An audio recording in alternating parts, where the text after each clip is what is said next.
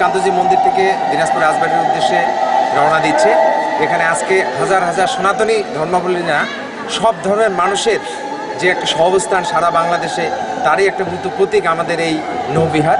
তো আজকের এই দেশের ক্রান্তিকালীন সময়ে আমরা শ্রী শ্রী রুক্মিণী কান্তজির কাছে প্রার্থনা করি সকল ধর্মবর্ণের মানুষ ভালো থাকুক, বিশেষ করে আমাদের দক্ষিণাঞ্চলে যারা বন্যায় আক্রান্ত তারা যেন ভালো থাকে, সেফ থাকে। আপনারা সবাই আমাদের জন্য প্রার্থনা করবেন। সবাইকে অনেক অনেক ধন্যবাদ।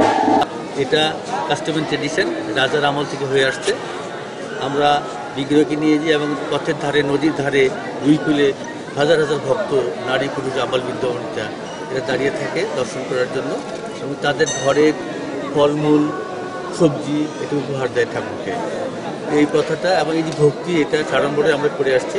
কান্তজি ঠাকুর মূলত দেখতে আসছি, প্রতিবারের ন্যায় আমরা এবার এইভাবেও আসছি। দেখি কান্তজিকে আমরা আগাই দিই, মন্দির থেকে নিয়ে আসি, আগাই দিই।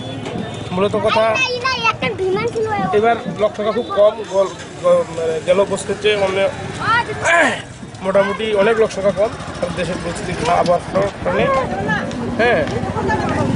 তারপর মোটামুটি আর কি ভালো, যারা আসছে অত ভক্ত তারা চলে এসছে। 3 মাস আর কান্তজি থাকবে না, কান্তজি মন্দিরে এখন রাজবাড়িতে থাকবে। তারপরে আমাদের 3 মাস পরে আবার মেলা হবে, মেলার আগে আগে আবার কান্তজি আসবে। এই জন্য 3 মাস আর দেখতে পাচ্ছি না, এই জন্য আজকে মনের সান্ত্বনার জন্য আসতেছি কান্তজিকে বিদায় জানাতে। আমাদের এটা ভয় পাওয়াটার কোনো কারণ নাই, আমরা বিদায় জানার জন্য আসছি কান্তজি মন্দিরে কান্তজি ঠাকুরকে, এতে ভয় পাওয়ার কি আছে।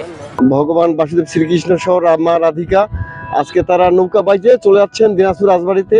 সেখানে 2 দিন 3 দিন 7 দিন ব্যাপী অনুষ্ঠান হয়, যেন সেইভাবে ভক্তরা সেখানে আসেন।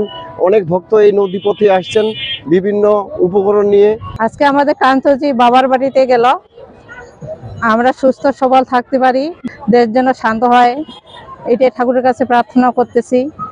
ঠাকুর প্রতি বছরে যায়, এবারও যেন সুস্থভাবে যেতে পারে, এটাই মায়ের কাছে আরাধনা।